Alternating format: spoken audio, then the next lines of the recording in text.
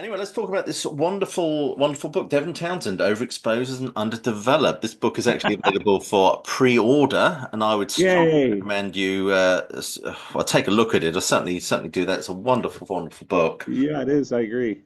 I was a little blown away by it when I saw it the other day. I got my copy and I was like, holy shit, we put so much effort into this. And I remember it was one of those projects that at the time it seemed like it was never going to end.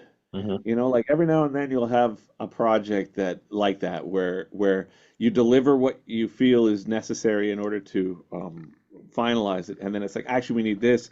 Actually, we're going to need another this. Actually, we need more. Now that we've done this, now we have to redo this. Now that we've redone this, we have to redo you know what I mean? And it seemed like this, what's the term, Sisyphean or whatever, where the guy Hmm. pushing the rock up the hill. It, Like Sisyphus pushing yeah, the rock up the hill.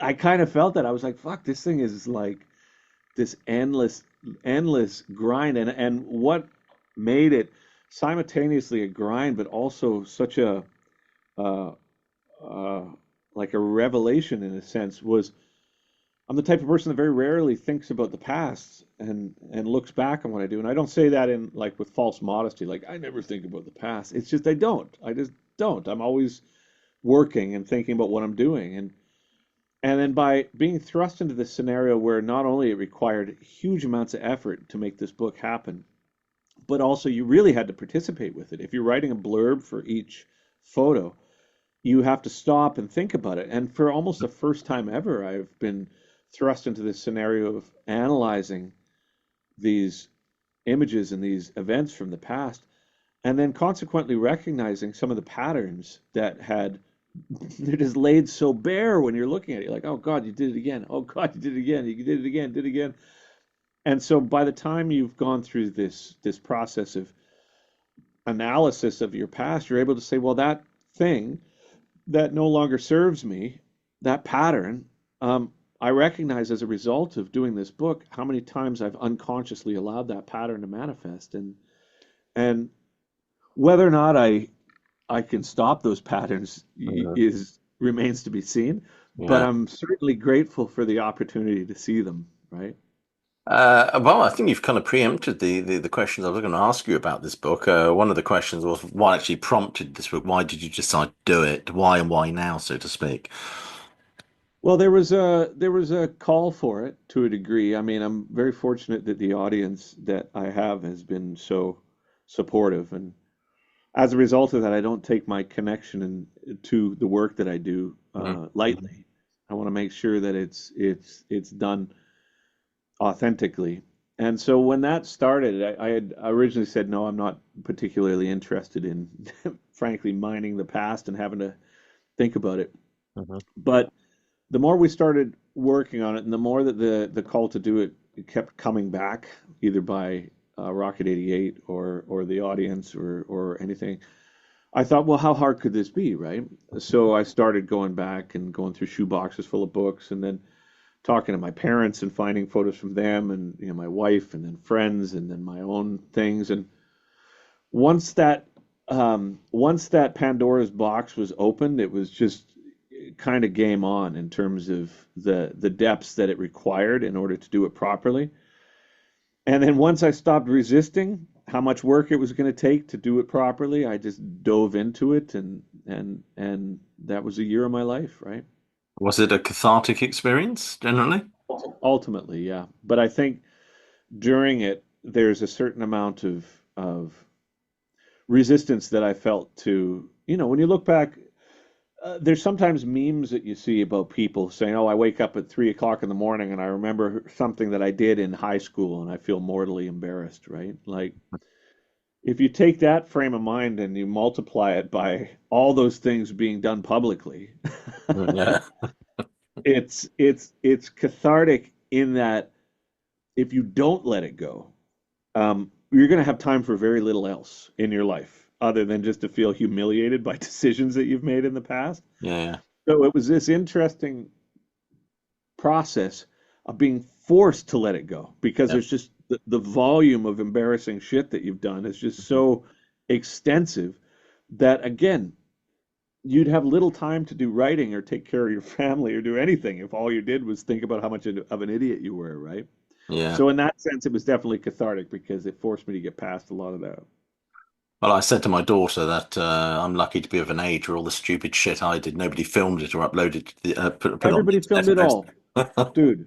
Everybody filmed it all. Not only that, it's like, here I am saying to my son, who's 18, it's like, like, here's the thing with drugs, here's the thing with booze, here's the thing with whatever. And he goes online and there's me just 17 different shades of idiocy, like documented, right? But again, it's the process that I utilize for writing records is that of trying to learn from the past. I hesitate to use terms like actualizing oneself because there's so many esoteric connotations with that I don't necessarily mean. But in a literal sense, there's that, you're trying to be who you are. Yeah. And like one of the one of the most efficient ways to get past um, situations, in my career, in my life from yesteryear, one of the most efficient ways to get through that is to have it laid so bare that you can't argue with it. Mhm. There's no rationalizing it. There's no, it's like there's a picture in there with me with a phone up my ass from, the Tonight Show with Jay Leno. And I remember when that happened, I was, pissed off at the people at the venue. And me and my buddy thought, oh, the best way for us to articulate our discontent is to like stick the green room phone in my ass and take a bunch of photos, just because clearly that's the most logical decision, right? Yeah. I've got And into then loads of trouble at airports for doing that sort of thing. there's the thing, right? And I remember the next day getting a phone call from the manager, Desmond Child, you know. He's like, "What the fuck did you do?" And I tried to play it off like nothing. I was like, "No, we didn't do anything." But he's like, "Yeah, they have it all in the security cameras. We've got the phone." And so in that scenario, what are you going to do? Just be like, "Oh, it's AI. There's no way." Yeah, You yeah. know? Like 1991, sorry, brother. It's like that's you. So I think that the most efficient way for me to get past certain insecurities and feelings of embarrassment is just to have no option. Yeah. Yeah. And doing this book provided me no option, and that was very, very efficient. Are we talking Desmond Child, the guy that co-wrote "I Was Made for Yep, Loving You"? yep, Uh, yep. Yeah, we didn't have a fantastic relationship to begin with. I interviewed I him. think He seems such a fun, funny guy. He seemed great. really, yeah, Yeah. no, I stayed with them and everything. I was a shit, man. I was this young kid, and they wanted a singer that I think was more malleable. I think they wanted somebody that they said, because they had a backstory they were trying to say. It's like, oh, you met Steve at a church and you were blown away by his presence. And I was like, I really didn't. You know, like that didn't happen. And I remember at the time thinking, shit, how many backstories do you hear from artists that are full of shit like this? Like, how many backstories about, like, whilst hiking in the Himalayas, they met each other. It's like all bullshit. And I remember thinking, like, oh, I'm not the guy for this.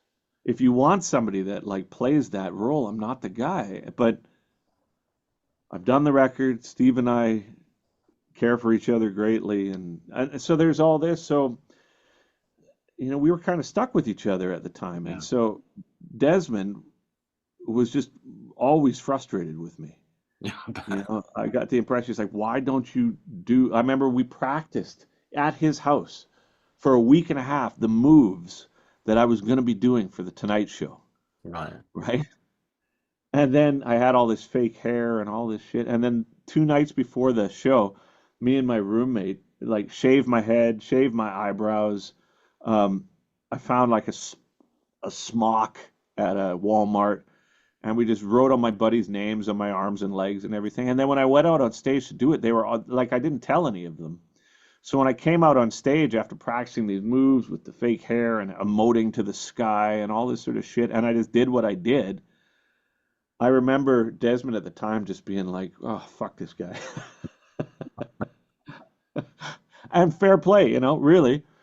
Yeah, You yeah, know, he'd had a lot of success with a whole different scene with Aerosmith and Kiss, and yeah, that was a lot of how that scene operated, right? yeah. Like it was a bit more performative than where I was at, and I didn't go out of my way to be an asshole. Well, maybe I did, but I didn't go out of my way to hurt anybody, at least. And uh, I think that Desmond and everybody involved with that at that time was just counting the hours until I fucked off. Yeah. I take it you don't get a Christmas card from him anymore, then. I do not. I get I get Christmas cards very rarely from people whom I've worked with. Now, I've got to ask you a question about music, really. There's an interesting quote. Charlie Watts was asked, what's it like 50 years in rock and roll? And he said, well, it's more like 20 years of rock and roll and 30 years of just waiting around. I'm just going to ask you, Mm. what are the biggest misconceptions do the general public have about life as a rock musician? That you play music a lot. So there's If a you lot of really waiting don't. around, as Charlie says. No, no, it's less waiting around for me. It's logistics. It's all emails or Okay. interviews or like compiling things or, finding ways to turn off two-party authentication for TikTok so somebody else can post, like all the logistic parts of music is where I spend the majority of my time. I built this studio, for example, for the sake of this project I'm working on now, but then I can't afford to keep it, so we're gonna get rid of it after this. And so it's like so much of my work is lifting shit or Yeah. building furniture or to the point that when I sit down and play guitar now, I've got this tour coming up. I've been building furniture here for the past month and a half. Not good furniture, allow me to assure you, but when I go to play guitar, my hands it's like I'm wearing oven mitts. You go from smacking your thumb with a hammer or whatever to trying to be nuanced with an instrument, and you're like, geez, the perception of what I do musically is often because it's like Instagram or whatever is me doing music. Like here's me Yeah. tracking an album, here's me playing guitar, here's me on stage, here's me singing. But I wake up at say 9 o'clock in the morning, and I've got a morning routine that I get through in order to start emails and work at 10. Most of the time, I don't get a chance to even open up my Pro Tools until late afternoon. Mhm. And oftentimes by that point, the day's been so grinding that you just don't have the presence of mind to be as creatively free as is required for the music to remain authentic. Mhm. And so a lot of times the the struggle is to carve enough emotional energy out of your day that Mhm. isn't being relegated to problem solving so Yeah. that when you sit down, you can connect authentically with sound. And the bigger that the career got, the more successful things became, the less time you spend doing music. Yeah. And um, you make the time, and you do make music. Mhm. But I think people would be shocked with how your day gets distributed in terms of the workload and how the one thing that takes the hit is music, strangely, right? And I find it's funny as I've got into my 50s, the days are just like Oh, a dude. blink of the eye, and they're Oh my just God, right? they're just Yeah. gone. It's Yeah. it makes you think that time is flying by. We haven't got long. Well, I saw somebody describe why that is the case for people psychologically, because yeah, that's a consistency When you were a kid, between the people. summers they went on forever, didn't they? The way I heard it described was that if you look at your life as like a line, Hmm. when you've only lived a couple of years, you've got a huge amount left. But after you've lived 50% of it or 60% of it when you're in your 50s, then what remains, I'm going that's to say all that's there. And 50%. so, Be optimistic. yeah, that's true. I think we're rolling more in the 70s at this point. But what remains, it's like your experience of it is the same as when you were a kid. There's just like only a third left. So just by the nature of that, it's three times as fast, right? Yeah. Um, whatever it is, the thing that it makes me feel is not fear. I've got some people who are like afraid. They're like, "Oh my God, I'm getting old. I have to bucket list. I've got a naked skydive or whatever it is that you've got to do, right?" But Yeah. for me, I'm like, okay, so the reality of it is the days are much faster. Yeah. So, as opposed to ruining that, just be like, okay, so be more efficient with it and do the things that you need to do. And that includes taking time for yourself psychologically, taking time for your family. And the reality of it is that it just, your days become a lot more concentrated because Yeah. time does speed up. And you can either deny that and just kick a rock down the hallway about how unfair it is, or just be like, fuck it, that's what life is now. And I think that's a much more practical decision. Well, I must admit, I certainly like the idea of naked skydiving. I think that'd be interesting. See, I couldn't do it, man. I couldn't do it. Well, it certainly Fortunately, I'm hung like a light switch, so there wouldn't be a lot of movement going on. it certainly puts a whole new spin on the term crack display team, doesn't it, really? Yeah, man. Um, Yeah, I'd shit myself on the way down though, and so it would be the parachute would be a mess. Man, I'm going to get in trouble with the YouTube algorithm with this interview. They're going Really? to cane me. Oh, yeah, they've gone so censorious recently. In Um, which way? even like, if you use, even if you use the F word, you blank it out that, in a thumbnail or something, they don't like it. And Really? yeah, you got to be very Wow. careful. Anyway, Okay, I won't say fuck then, so we're good. no, no, you can, well, the fucks are already out there now, aren't they? Anyway, what's the album Heavy as a really heavy thing, really inspired by touring with Steve Vai, sorry. It was inspired a combination of touring with Steve Vai and touring with the Wild Hearts. Oh, yeah. The combination of the two was pretty colorful, I would say. I'd say both Ginger and Steve, they were older than I and very specific characters, both those cats. And I relate to both of them in a certain way, but I also don't in many other ways. And so Heavy is a really heavy thing was just a combination of living in Los Angeles with Steve Vai and then living in Wednesbury in the Midlands with the Wild Hearts. And the combination of those two things, man, that was like nuts and gum. Yeah, yeah, I bet. Yeah, Oh, Wednesbury was a pretty grim little part of the UK, I have to say. we have a lot of pretty grim areas of the UK. It was monotone, man. There was like one color in the place and a lot of Caffreys that was drunk.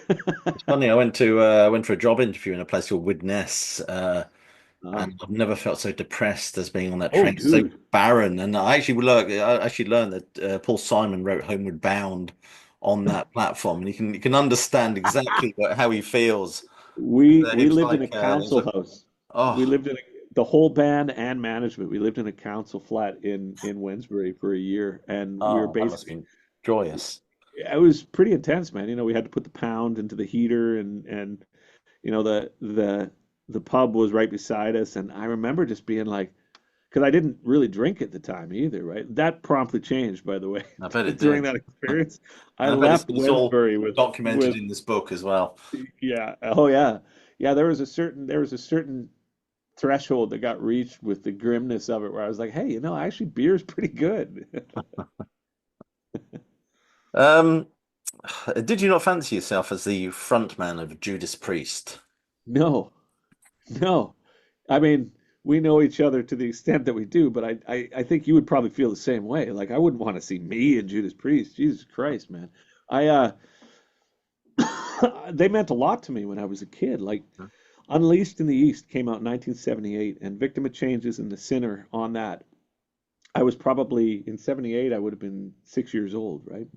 And um, the sound of KK Downing's guitar solo and the echo and Rob Halford's voice, it was a real big deal to me as a pre-adolescent. Mhm. To the point that when they asked me to audition for the band, my thought was just like, no, the band means too much to me for me to fuck with them Uh-huh. in the ways that I clearly do with the people that I work with. Like, I wouldn't want to see the singer for Judas Priest stick a phone up his ass. Like, it just seems to belie the gravitas of the music. Make for an interesting And album cover, though, wouldn't it? it would be truly, yeah. Unleashed in the Yeast. I think that the audience for Judas Priest, I believe, would agree with me wholeheartedly that I would not have been a great addition to Judas Priest at that time. And so, my decision was one of reverence rather than anything else. Um, I've been asked to sing for other people too, and every time I think to myself, like, geez, you don't want me in your band, dude. Like, you really don't. I'm not a great band member. right, right. What other bands out of interest, Steve? I sang on Geezer Butler's thing Oh before wow. Burton sang on it. I did a bunch of projects with, Jason Newsted and the Caius guys and Melvin's guys and Pansy Division guys and, Knife Party. I've worked with a bunch of bands, but Was that when Jason you said was still in Metallica? yeah, yeah, Did you sense he was unhappy with his being in Metallica at the oh time? yeah. Yeah. I don't think I helped that, to be perfectly honest. I mean, and I don't want to portray myself as being like devious. I feel the way that I do about things, and oftentimes I think things are really dumb, right? And not because I'm being cynical, but just I'm like, oh, I don't like that. I don't want to pretend I met you in a church. I think it's dumb. Mhm. I don't want to be in a glory project with somebody whom I just don't like the music. It doesn't make sense to me, right? Mhm. So a lot of the ways that I try to keep my relationships with people whom I care about active is just simply not to work with them. Yeah, yeah. This was a good plan, I think. I think it has yielded Christmas cards from people that I care about. Good, So, good. yeah. Um, I've I've read numerous reviews that actually compares your production style to Phil Spector and Frank Zappa. Mm. To what extent would you agree with that? Less pedophiles, less pedophilia, like Yeah. by a large margin, I think. Isn't that what happened with Phil Spector? I don't know, but I suppose you could say he was a genius, but he was insane though, wasn't he, really? So, yeah, waving but I guns guess around in studios and things.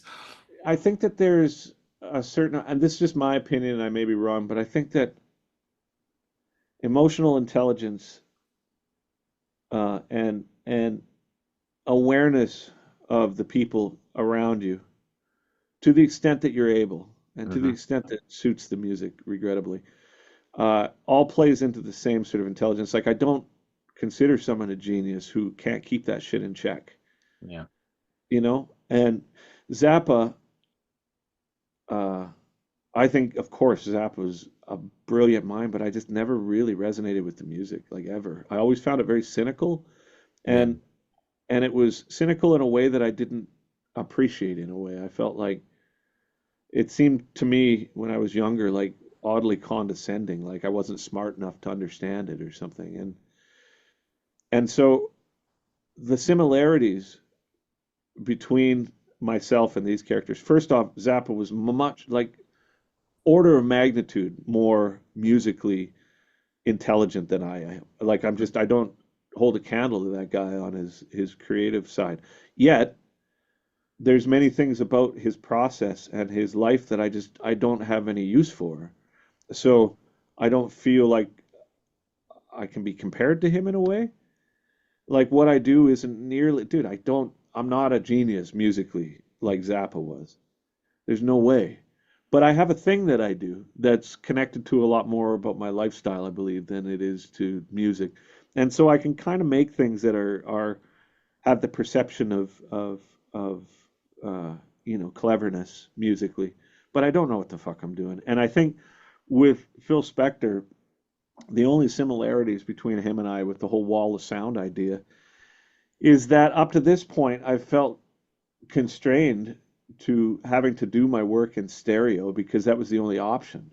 Mhm. And my vision for music is worlds within worlds. Like that's always been what it is. So like I'll focus on a section, even if it's like a 2 bar section, but I'll loop it and I'll be like, there's a world in there. So how do we clear that out? So as you're listening through to it, your participation with this world is immersive. Yeah. And to make that happen with stereo requires, regrettably, everything all at the same time. And it turns into this compressed fucking mess. And Yeah. up to this point, there's been no options for that, but it's been an undesirable outcome to my vision. So on the Moth, this next project that I'm working on, now I'm finally in Atmos. Now I finally have 12 speakers that I can Oh, distribute this information to. The first attempt at doing an Atmos mix was for Power Nerd, and it's not great. I right. only had 4 days to do it, but trial by fire, it could be worse. There's my assessment of my Atmos mix for Power Nerd. But with the Moth, we're doing it from the very first minute.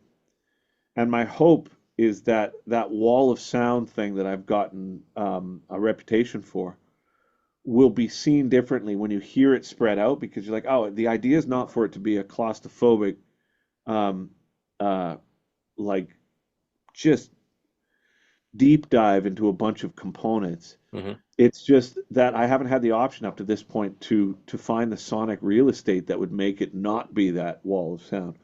But I can accept that up to this point, my connection to like the Phil Spector thing is just because I haven't had that latitude, right? Yeah. So to summarize, yeah, I can see the similarities between two. One, because I feel that Zappa's vision was just he does what he wants, and I can relate to that. But I'm not like Zappa, dude.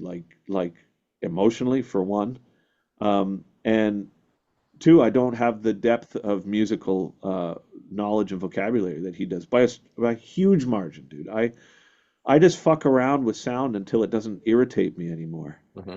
Hmm. Um, that's my process. I don't go into it with this like compositional intention that is like his, right? I just don't. And then with Phil Spector, yeah, I can relate to the wall of sound thing, but my excuse for that is I just haven't had an option. But now I do, so hopefully that doesn't stay. Yeah. Interestingly, Frank Zappa's biographer, I think Barry Miles was his name, described Zappa as a cold-hearted nihilist. Yeah, and I'm not. That's it. And I've always felt that way about his work. And it doesn't take away from the quality Hmm. or the beauty or the intention, but it adds a degree of cynicism to it that I simply don't relate to. Yeah. The artist that I did relate to that fell under that same umbrella was Captain Beefheart, Right. because I always got the impression that he didn't know what he was doing, but he was coming from a place of intuition, and he would write a song that with full full authenticity he thought was a romantic love song. And I could just see him playing it to a lady and her just being like, "Really?"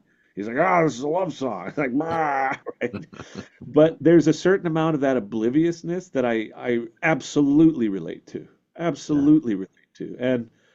And to me that the sense that I always got from Beefheart stuff is as abstract and as, chaotic and oftentimes off-putting as it could be, it was coming from a place of like being a romantic, Yeah. and I relate to that, Yeah. Yeah. Um, what were the issues with Physicist, and how would you do it differently now if you could? I wouldn't do it differently if I could. I got too many other things that I would rather do. And as such, the issues were with it at the time were I was going through another bout of depression, and I didn't have the presence of mind to articulate it as well as I meant to. And a lot of the reasons for that is because I was using a new piece of technology at the time, and halfway through the recording of the record, I accidentally formatted the hard drive Oh, and erased it all. So I had to start from scratch again. And I don't know if you've ever been through that scenario where you've put all the time and energy into making something and you're really happy with it. And then when it gets destroyed or erased or lost, mhm. it's like you half-heartedly do it again because the enthusiasm that allowed it to flourish on that first take is just you burned it through Gone. it. Yeah.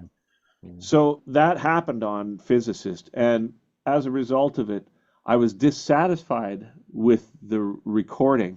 Yet, in hindsight, that record is a very accurate snapshot of that period of my life. It was that apathetic. It was that kind of lazy. It was all those things. And so, as a project, I wouldn't change anything because it was right. Yeah. But as a recording, yeah, man, there's lots of things about it that are a mess, right? The mix, the fucking drum sounds, it's all a mess. But I wouldn't go back and record it in its entirety just because the time has passed, right? Yeah. Yeah. Okay. Yeah. What's prompted the title Power Nerd? Where does that come from? What's the idea behind that? I often reference what is publicly seen as being like cool. And if you look at the metal genre, a lot of times people like have benchmarks for bands that they think are like, it's okay to like them. Yeah, Meshuggah, for example, or Gojira, or any of these like cool, defined bands, yeah, and what makes these bands cool is because they've identified their collective intent, and they're able to put a face to it, they're able to put a logo to it, they're able to put a sound to it, to the point where that aesthetic is so finely honed that they can just refine it over time. And then after a while, like Tool, for example, like the amount of people who want to be like these bands. Like I'm sure you've run into people that are just they fetishize Tool, for example, yeah, and they've got a certain thing and sacred geometry and this is the color scheme and Alex Gray and all our guitar and to the point where it's like their vision becomes essentially just somebody else's vision with a different costume. Um, from a very young age, I recognized that my particular truth, hmm my particular version of what makes me authentic is regrettably not nearly as cool as a lot of these bands. You know what I mean? yeah, I'm not like if I'm being honest about my work, it's not going to be as cool as Tool. It's not going to be as cool as Meshuggah. It's not going. That's not what I do, right? And a lot of what makes my work authentic is leaning into the things about me that are like awkward for people. Like, listen, when hmm I grew up, I loved puppets. I loved Enya. I loved Def Leppard.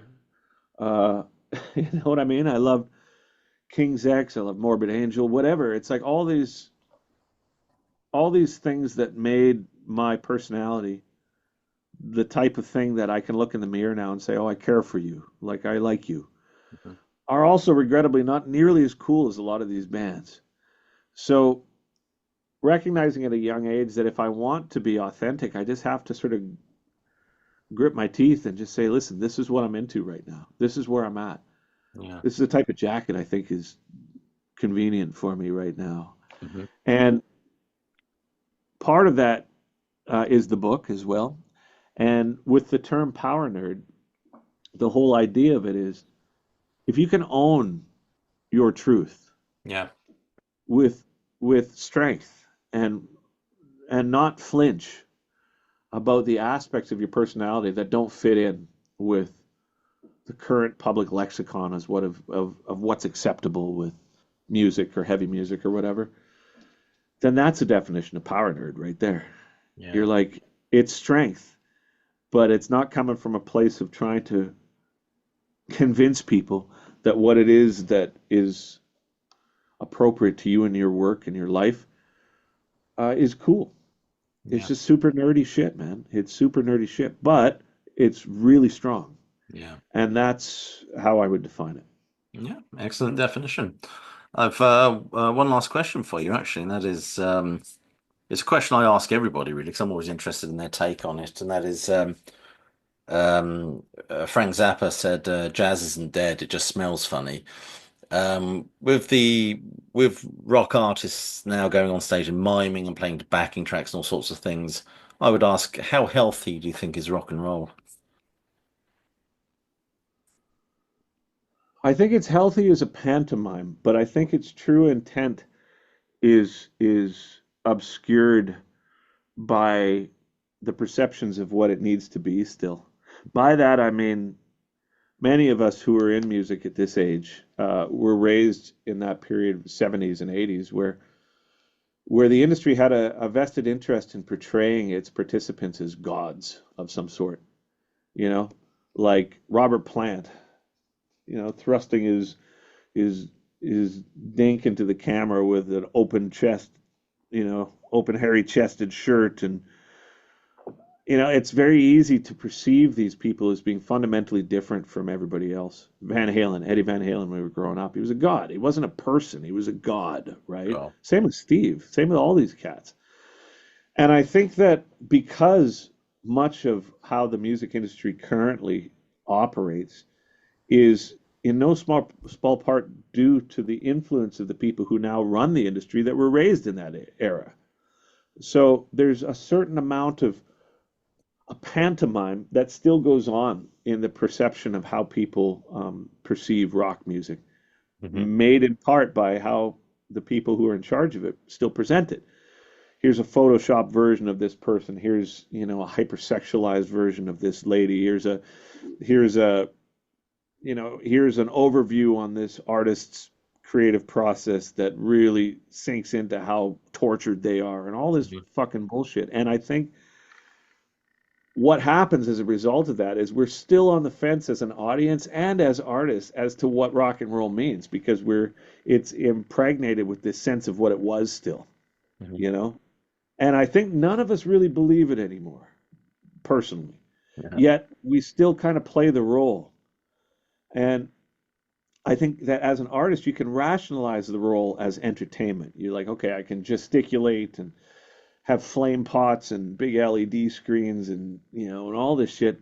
I can rationalize that as entertainment because it's so over the top that it's like there's no way that you can see it for anything other than that if you're emotionally healthy. Yet there's still really a market for fucked up people Yeah. that need a huge amount of validation.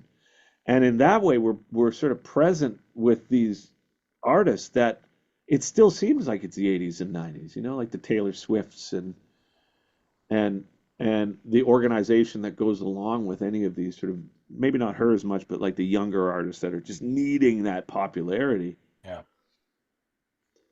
But I think fundamentally it doesn't exist anymore. I think fundamentally the thing that we equate rock and roll rebellion or whatever to, I just don't think it exists anymore. And so You think Gene we Simmons have is these. right when he says rock is dead? I don't think rock music is dead, but I think that The the industry. mentality. Uh, I think the industry still exists. I Mhm. think it's the mentality. It's like the rock god era. Yeah. You know, I felt like bait and switch when I started touring because I was trained by Rat videos. Motley Crue videos, Home Sweet Home or whatever. I was like, oh, that's what it's going to be like.